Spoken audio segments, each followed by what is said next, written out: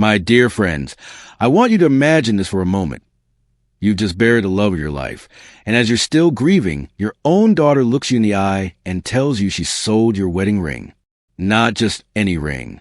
The one your husband slipped on your finger 47 years ago, promising to love and protect you until death do you part.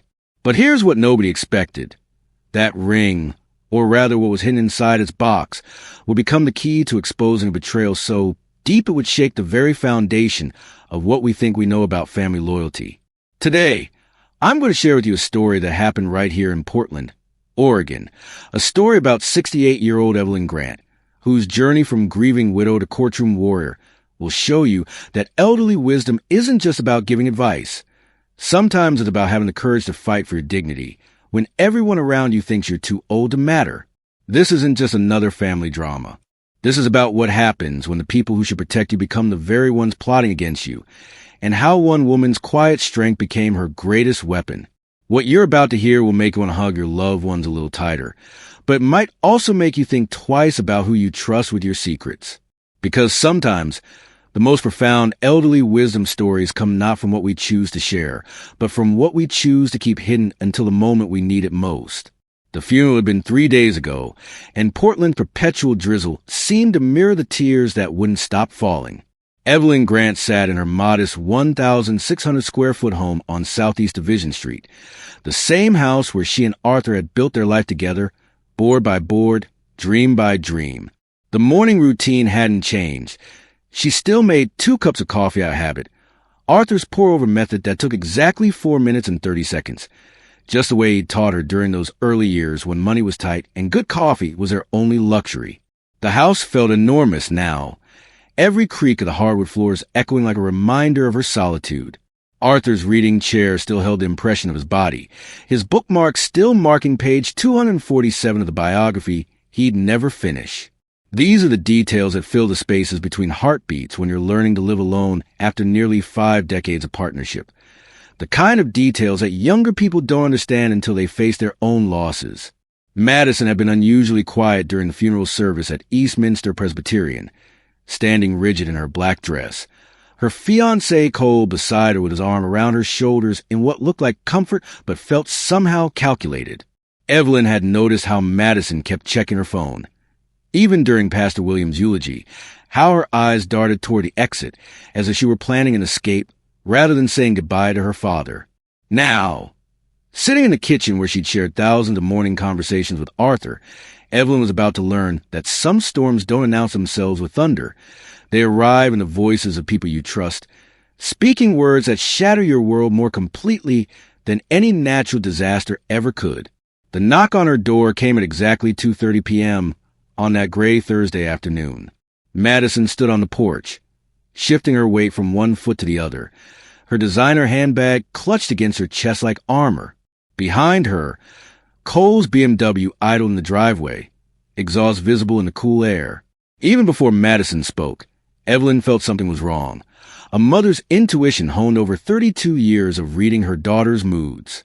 "Mom, we need to talk," Madison said, pushing past Evelyn into the living room where Arthur's presence still lingered in every photograph, every carefully chosen piece of furniture. Cole followed, his eyes already scanning the room with an appraiser's calculation that made Evelyn's skin crawl. What happened next would replay in Evelyn's mind for months afterward, each word cutting deeper than the last. Madison sat on the edge of Arthur's chair, his chair, and delivered her confession with the casual tone someone might use to discuss the weather. "I sold Dad's ring," she said, not meeting her mother's eyes. "The diamond one from your wedding set. I needed the money for the wedding plans, and, well, there were some debts that needed settling before Cole and I start our new life together." The words hit Evelyn like a physical blow. That ring, Arthur's wedding band with the small but perfect diamond he'd saved for 6 months to buy on his construction worker's salary, wasn't just jewelry. It was a symbol of every sacrifice they'd made, every dream they'd built, every morning they'd chosen to love each other despite life's challenges. It was proof that their love had mattered, that their life together had created something beautiful and lasting. "You sold it?" Evelyn's voice came out as barely a whisper. "Without asking me?" Madison's response revealed a coldness that Evelyn had never seen in her daughter before. Mom, you're not thinking clearly these days. The grief is making you confused. Cole, and I thought it would be better to handle these kinds of decisions for you, especially with the wedding coming up and all the arrangements that need to be made. This is where elderly wisdom stories often begin. Not with sage advice shared over tea, but with the moment when experience meets betrayal and must choose between bitterness and strength. The phone call came just as a shock was settling into Evelyn's bones like Portland's autumn chill. Jonah Patel's gentle voice carried an accent shaped by decades in America, but still flavored with the warmth of his childhood in Mumbai. Mrs. Grant, I am so sorry for your loss, he began, his words careful and kind. I run the jewelry shop on Northwest 23rd Avenue, Patel & Sons. Your daughter came to me with your husband's ring 2 weeks ago. 2 weeks. Madison had been planning this while Arthur was still alive, probably while Evelyn was sitting beside his hospital bed, holding his hand through those final, precious days. Mrs. Grant, are you still there? Jonah's voice brought her back to the moment. Yes, I'm here, she managed. There is something I must tell you. When your daughter brought the ring, there was a box with it, a small velvet box. Inside, I found something that I think Mr. Grant meant for you to have. There was a piece of paper, folded very small, with writing in blue ink. It says Box 27, Riverbank, June 21st. I recognize the date. It's your wedding anniversary, isn't it? Evelyn's hand began to shake. June 21st, 1977. The day Arthur had promised to love and protect her always. Even in death, he was still keeping that promise. I have the box here at my shop, Jonah continued. I told your daughter I needed to verify the ring's provenance, so I still have everything. I think your husband wanted you to find this message. This is the moment when many elderly wisdom stories reveal their true nature. They're not just about what we learn from experience, but about the systems we create to protect the people we love, even after we're gone. Arthur had been a construction foreman for 40 years, a man who planned every project down to the last nail. Death, it seemed, had been just another project to plan for. Riverbank Community Trust sat on the corner of Southeast Hawthorne and 39th, a modest brick building that had weathered Portland's changes for over 60 years. Evelyn had been coming here since 1979, when she and Arthur opened their first joint checking account after he got promoted to crew chief.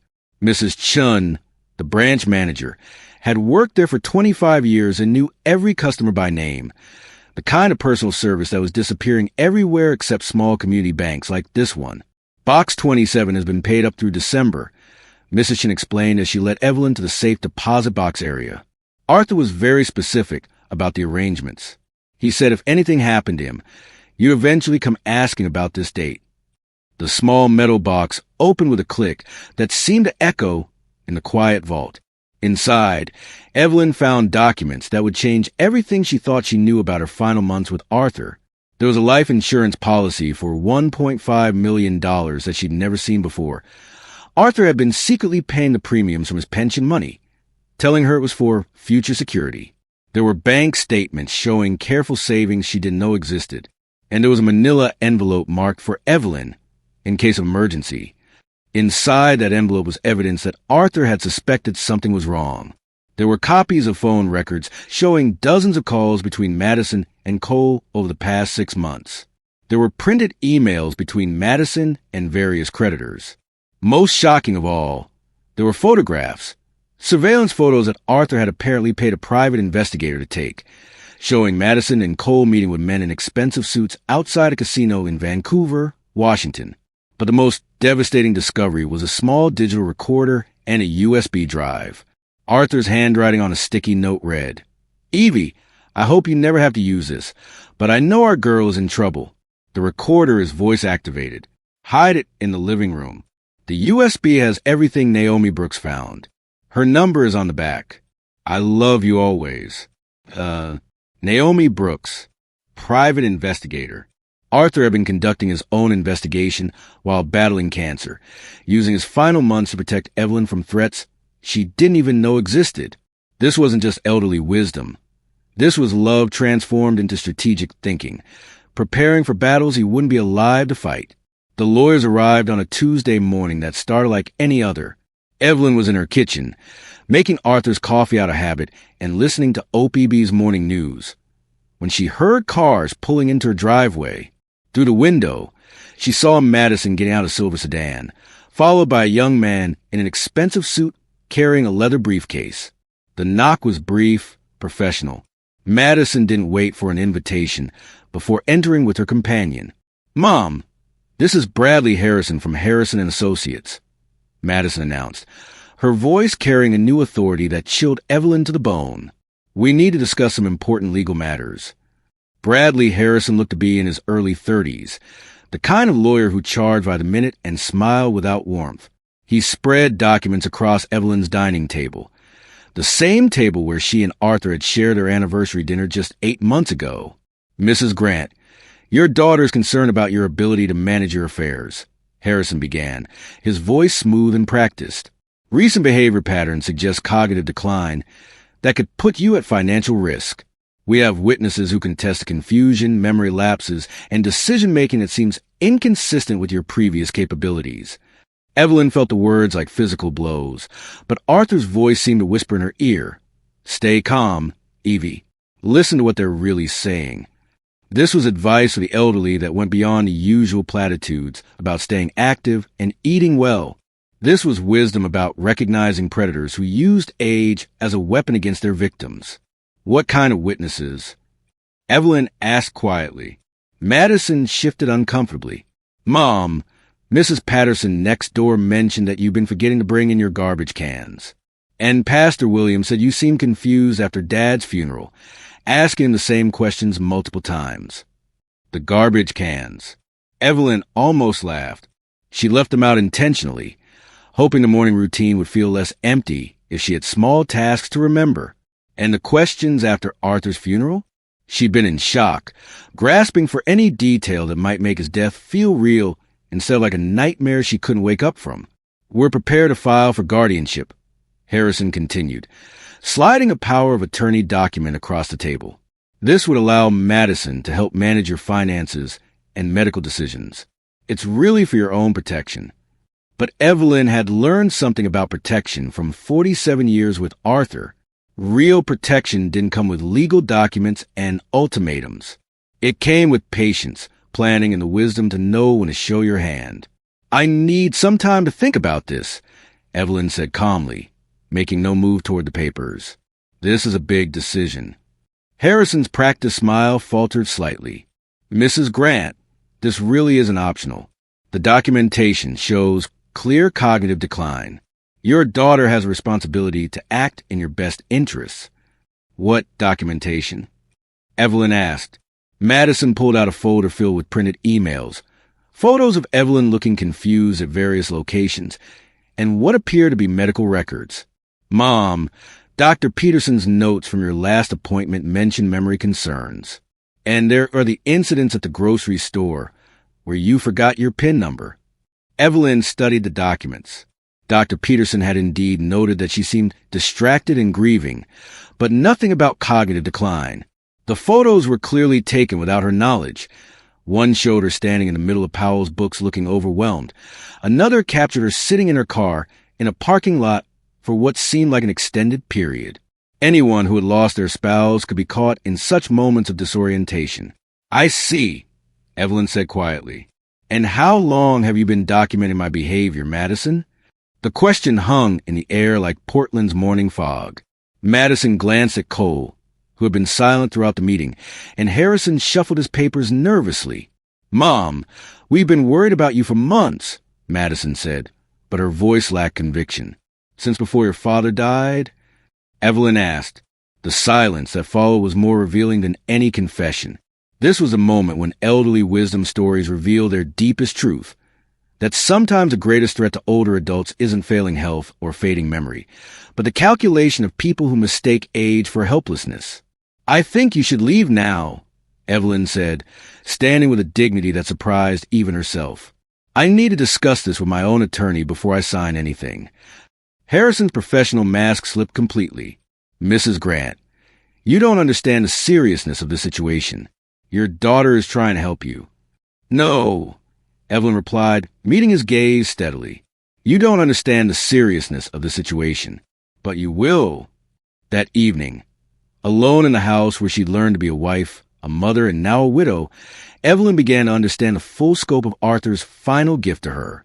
The voice-activated recorder, placed strategically in the living room, had captured everything. Madison's casual discussion with Cole about getting the old lady declared incompetent, and selling the house to pay off our debts. Cole's worried comments about the gambling debts that were getting out of hand, and the men who were not the patient type.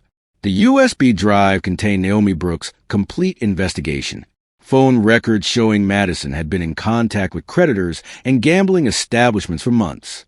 Bank statements proving that Cole owed over $180,000 to various casinos. Most damning of all, email exchanges between Madison and Cole discussing timeline strategies for gaining control of Evelyn's assets. "We have to do this before she gets suspicious." One email read, "The house alone is worth almost $400,000, and if there's life insurance, we could be looking at enough to clear everything and start fresh." "What about the old lady?" Cole had replied, "We can't just dump her somewhere. Assisted living facilities take most people." Madison had written back, "Once we have power of attorney, we can make those decisions for her own safety." For her own safety. The words echoed in Evelyn's mind as she sat in Arthur's chair, surrounded by evidence of most profound betrayal imaginable. This wasn't just about money or property. This was about reducing her entire existence to a financial problem to be solved, a burden to be managed. But Arthur had given her more than just evidence.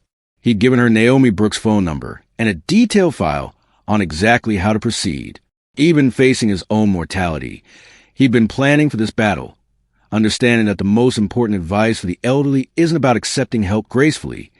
It's about recognizing when that help is actually exploitation. The courtroom in Multnomah County felt like a cathedral of justice, its high ceilings and oak panels speaking of decades of decisions that had shaped lives and families. Evelyn sat at the defendant's table, though in reality, she was fighting for her right to remain herself, with Naomi Brooks beside her as her advocate and witness. Madison and Cole sat across the aisle with Bradley Harrison, who was presenting his case for guardianship with the confidence of someone who had never lost a similar proceeding. The judge, the Honorable Patricia Yamamoto, had been on the bench for 15 years and had seen every variation of family dispute imaginable. "Your Honor," Harrison began, "the evidence clearly shows that Mrs. Grant is no longer capable of managing her own affairs. We have documentation of memory loss, confusion, and financial decisions that put her at risk." He presented the photos, the witness statements, the carefully curated narrative of a grieving widow losing her grip on reality. To anyone who didn't know the full story, it might have been compelling. Judge Yamamoto studied the documents carefully. "Mrs. Grant, do you understand why your daughter is seeking guardianship?"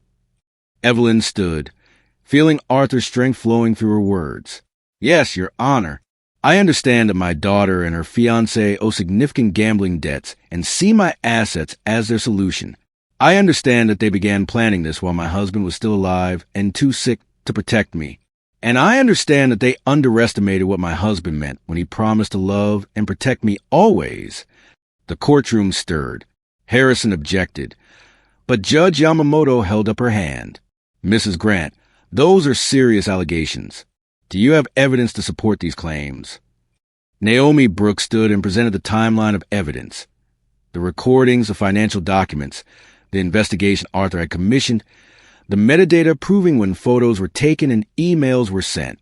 Most powerful of all was the clear audio recording of Madison and Cole discussing their timeline for handling the old lady. The transformation in the courtroom was immediate. Harrison's confident presentation crumbled as each piece of evidence revealed the calculated nature of the guardianship petition. Judge Yamamoto's expression grew increasingly stern as she reviewed bank statements, showing Cole's gambling losses, and email chains discussing Evelyn's financial worth. "Mr. Harrison," the judge said finally, "I'm not only denying this petition, I'm referring this matter to the district attorney's office for investigation of elder financial abuse. Mrs. Grant, you have my apologies that the legal system was nearly used as a tool against you. But the most important moment came not in the courtroom's victory, but in the hallway afterward. Madison collapsed on a bench outside the courtroom, her carefully constructed facade finally cracking under the weight of her actions. "Mom, I'm so sorry," she sobbed. "The debts kept growing, and Cole said it would just be temporary, and I was so scared." This is where elderly wisdom stories reveal their deepest truth, that wisdom isn't about being right or getting revenge. It's about understanding that people make terrible choices when they're drowning, and sometimes the greatest strength is knowing when to throw a lifeline instead of walking away. Evelyn looked at her daughter, really looked at her for the first time in months, and saw not a calculating predator, but a frightened woman who had lost her way. "Madison," she said quietly, "I won't let you destroy me, but I also won't let your mistakes destroy you. You need to take responsibility for what you've done. Get help for Cole's gambling problem, and earn your way back to being the daughter I raised. The door to forgiveness is open, but you have to choose to walk through it." 6 months later, Evelyn stood in the community room of Southeast Portland Community College, watching as Ava, her 17-year-old granddaughter, carefully engraved Arthur's name on a bronze plaque that would mark the Arthur and Evelyn Grant Scholarship Fund for first-generation students. The fund, established with a portion of the life insurance Arthur had secretly maintained, would help young people who understood that education was the bridge between where they were and where they wanted to be. The ring, Arthur's ring, had been returned by the original buyer, a young man who had purchased it for his own proposal, but returned it after learning its story from Jonah Patel. It now sat in its original velvet box on Evelyn's dresser, but the most precious discovery had been a final microSD card hidden in the box's silk lining. The video was brief but profound. Arthur, obviously weakened by his illness, but still radiating the quiet strength Evelyn had fallen in love with decades ago. "Evie," he said, his voice barely above a whisper, "if you're watching this, then everything went as I feared it might. But I want you to remember something important. Don't let fear kill compassion. Madison is lost right now, but she's still our daughter. Cole is drowning in his mistakes, but drowning people can learn to swim if someone throws them the right kind of help. You have the strength to demand justice and the wisdom to offer redemption. That's what real love looks like. Tough enough to protect, gentle enough to heal." Now, as autumn painted Portland in shades of gold and crimson, Evelyn's house no longer felt empty. Madison was paying back the money through community service and weekly counseling sessions, slowly rebuilding trust with every kept commitment. Cole was attending Gamblers Anonymous and working 2 jobs to address his debts without putting anyone else at risk. Most importantly, Ava had become a regular presence, stopping by after school to help with dinner and to hear stories about the grandfather she barely remembered. The evening routine had evolved but not disappeared. Evelyn still made 2 cups of coffee, but now Ava often shared the second cup, listening to elderly wisdom stories that weren't just about the past, but about building bridges to the future. They would sit at the kitchen table, 3 generations represented by the woman who had learned to fight for her dignity, the young woman who was learning to navigate life's complexities with integrity, and the memory of the man whose love had made both possible. "Tell me about Grandpa Arthur again," Ava would say, and Evelyn would share not just the sweet memories but the hard-won wisdom. That love isn't just about the good times, but about building systems to protect each other when the good times end. That elderly wisdom isn't just about what we've learned, but about what we choose to do with that knowledge when everything we hold dear is threatened. As Portland's early winter rain began to tap against the windows, Evelyn would look at Arthur's ring sparkling on her finger and remember his final message, that the greatest elderly wisdom stories aren't about growing old gracefully, but about growing old powerfully, with enough strength to demand respect, enough courage to fight injustice, and enough love to offer second chances to people who don't deserve them but need them anyway. The ring had become more than jewelry. It was a symbol of love that transforms into legacy, of promises that extend beyond death, and of the truth that real protection doesn't come from legal documents or financial security. It comes from a wisdom to know that every ending can also be a beginning, and that sometimes the most profound advice for the elderly is simply this: never underestimate the power of love that refuses to be broken, no matter who tries to break it. In the end, Evelyn's story became what all the best elderly wisdom stories are, not just about what we lose as we age, but about what we discover we've always had, the strength to protect what matters, the courage to fight for justice, and the wisdom to know that the deepest victories aren't about defeating our enemies, but about transforming them back into family, one choice at a time. Evelyn Grant's story teaches us that true elderly wisdom isn't about accepting mistreatment gracefully. It's about knowing when to fight back with intelligence and dignity. In our modern world, elder abuse often comes disguised as help or concern, making it crucial to recognize the warning signs. Sudden legal documents, isolation from support systems, and family members who seem more interested in your assets than your well-being. The most powerful lesson here is preparation. Arthur's foresight saved Evelyn, reminding us that protecting our loved ones requires more than just love. It demands strategic thinking. Keep important documents secure. Maintain relationships outside your immediate family. And don't be afraid to seek professional help when something feels wrong. Perhaps most importantly, Evelyn's story shows us that wisdom includes knowing when to extend mercy. She demanded justice but also offered redemption, proving that strength and compassion aren't opposites. They're partners in our daily lives. This means setting firm boundaries while leaving room for people to earn their way back into our trust. Remember, your age doesn't make you vulnerable. It makes you experienced. Trust your instincts. Document everything. And never let anyone convince you that needing help means giving up control. Real protection comes from staying informed, staying connected, and never being afraid to ask for help from the right people. Thank you for watching the video. Please comment with number 1 to let me know you have watched the whole video. Please like the video, subscribe to the channel, and turn on the notification bell to always receive new videos as soon as possible.